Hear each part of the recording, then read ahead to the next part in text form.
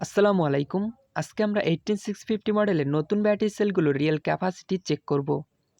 তো এই ব্যাটারি সেলগুলো আমি অনলি ক্যাপাসিটি চেক করার জন্য অর্ডার করছিলাম। তো এটি হলো এনসিআর মডেলের প্যানাসোনিক ব্যাটারি সেল, যেগুলোকে জাপানিজ ব্যাটারি সেল বলা হয়।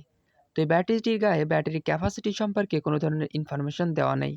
তো সেক্ষেত্রে সেলার আমাকে বলছিল এই ব্যাটারি সেলটি থেকে 3200 থেকে 3500 mAh মতো ক্যাপাসিটি পাওয়া যাবে। তো আমরা ক্যাপাসিটি চেক করে দেখব রিয়েল ক্যাপাসিটি কত পাওয়া যায়। তো এটি হলো CMICR মডেলের 18650 মডেলের লিথিয়াম ব্যাটারি সেল।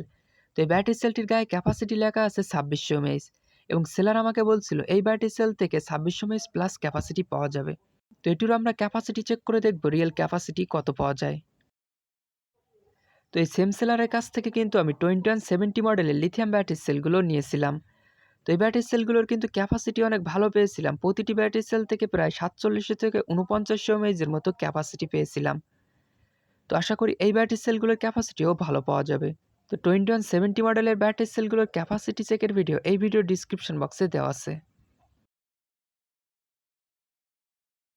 তো এই ব্যাটারি সেলগুলোর ক্যাপাসিটি চেক করার জন্য আমরা লিটো কলার চার্জারটি ব্যবহার করব। তো এর সাথে আমরা ব্যাটারি সেল দুইটি সংযুক্ত করে নিলাম।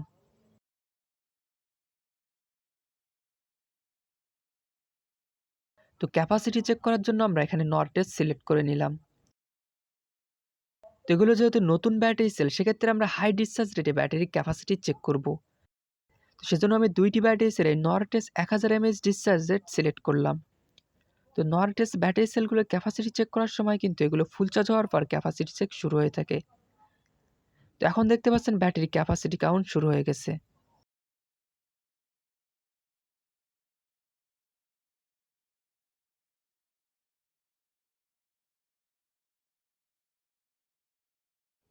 তো প্রায় 6.5 ঘন্টা পর ব্যাটারি সেলগুলোর ক্যাপাসিটি চেক শেষ হয়ে গেছে। তো এখানে প্যানাসোনিক বা 1 নম্বর ব্যাটারি সেলটি রিয়েল ক্যাপাসিটি দেখাচ্ছে 3295 মিলিঅ্যাম্পিয়ার, এবং ক্যাপাসিটি চেক হতে সময় লাগছে 6 ঘন্টা 30 মিনিট। এবং 4 নম্বর ব্যাটারি সেলটির রিয়েল ক্যাপাসিটি দেখাচ্ছে 2791 মিলিঅ্যাম্পিয়ার, এবং সময় লাগছে 5 ঘন্টা 30 মিনিট। দুইটি ব্যাটারি সেল থেকে কিন্তু আমরা মোটামুটি ভালো ক্যাপাসিটি পেয়ে গেলাম। তো এই প্যানাসোনিক ব্যাটারি সেলটির রিয়েল ক্যাপাসিটি আমরা পেলাম 3295 বা প্রায় 3300 mAh মতো, যেটি কিন্তু 18650 মডেলের ব্যাটারি সেল হিসেবে অনেক বেশি। এবং এই ব্যাটারি সেলটির রিয়েল ক্যাপাসিটি আমরা পেলাম 2791 মিলিঅ্যাম্পিয়ার, যেটা প্রায় 2800 mAh মতো। কিন্তু এর গায়ে লেখা আছে 2600 mAh। তো ভালো মানের নতুন ব্যাটারি সেলগুলো কিন্তু গায়ে লেখা মান অনুযায়ী রিয়েল ক্যাপাসিটি হয়ে থাকে। তো এক্ষেত্রে গায়ে লেখা মান থেকে ব্যাটারির ক্যাপাসিটি বেশি হওয়ার কারণ হলো আপনার এন ভোল্ট কম থাকা। তো লিটোকলা এই চার্জারটি দিয়ে কিন্তু 2.82 ভোল্ট পর্যন্ত ব্যাটারির ক্যাপাসিটি চেক হয়ে থাকে। তো নর্মালি ইলেকট্রনিক্স ডিভাইসগুলো 3.3 ভোল্ট পর্যন্ত রানিং থাকে।